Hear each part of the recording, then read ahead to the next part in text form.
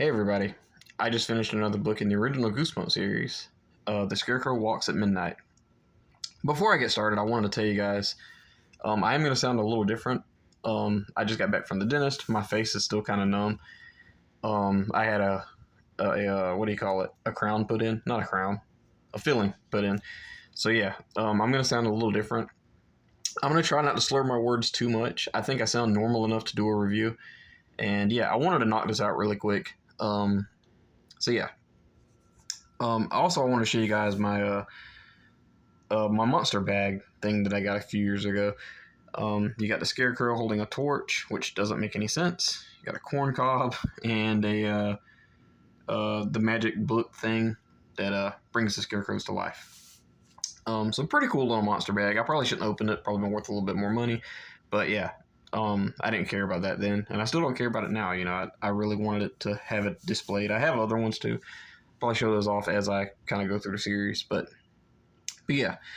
The Scarecrow Walks at Midnight is a book that I had when I was a kid that probably is the reason why I started rereading the series. That and plus being able to buddy read them with a good friend of mine. Mostly because I could pretty well tell you any of these books from the original series where I was at when I read them, which is crazy. I have a very good memory as a kid. The one thing about this book is I didn't remember where I was at when I read it, and I only remember like one scene out the whole book. And that scene that I mentioned is a scene where the scarecrows are on this pole in the field, and the kids are looking through the window, and they see them twitching, and they blame it on the wind. That's the only thing I remember this from my childhood, reading this, and yeah. This is one of the first books that I owned. I had like 7, and this was in there, and I remember staring at the cover, thinking the cover is absolutely gorgeous, and I still do to this day. But yeah. But I'm here to fight my battle as a kid, because there's a reason why I didn't remember much about this book, and that is because this book didn't have really a lot going for it, to be honest with you. I kind of had a rating in my head of what I thought this book was going to be, and I was actually right. So, you know, not much has changed on my opinion of this book. It's just I didn't really remember much about it. The story itself starts off with Mark and Jody. They're getting off the train station to go stay with their aunt and uncle, not aunt and uncle, their grandma and grandpa at a farm. And their helper named Stanley comes to pick them up. Stanley has a son named Styx. Stanley is like a kind of like a mentally challenged person. It doesn't necessarily say that, but they do say some different things about like how he thinks and how he is and stuff. And he actually has some pretty funny one-liners. I don't remember them right off the top of my head, but they're actually pretty decent. One thing that he says immediately when he picks the kids up is he says that the scarecrows walk at midnight. And he says that he like made them do it from this book. And it just kind of is random. The kids don't think much about it. They think, okay, you know, maybe he's a little confused or something or whatever. Stanley has a son named Styx, who the kids are introduced to, who I believe pulls a prank on him at the very beginning of the book. Like I get this scene mixed up with the episode where basically the kids are out in the cornfield and a scarecrow like hits them in the face. But I think Styx does that. I can't remember right off the bat, but yeah. But that's kind of an important part, I guess. One thing that I noticed is the Stanley is very superstitious about everything. The kids find this corn cob that's like rotted out, and he says that's bad luck. He takes off and kind of leaves the kids. You know, he's very, very weird when it comes to stuff like that. The kids notice that the grandma and grandpa usually make pancakes with chocolate chips in them. They don't have that this year. They don't tell the scary stories that the grandpa tells, and different things like that have changed or whatever. And there's also one thing I had a problem with about this book was there's a few instances where they think, oh, it's a scarecrow. Like, for example, there is a scene where Jody is fishing and something wraps around her leg. She falls and she says, "It's a scarecrow coming out of the pond." And it turns out to be a weed. There's also a scene where the grandma is holding a broom and she immediately thinks it's a scarecrow.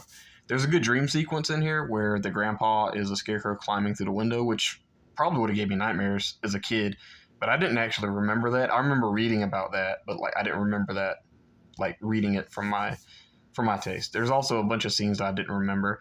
The fishing scene, the scene in the barn, and different things like that. I did not remember as a kid, or from being a kid.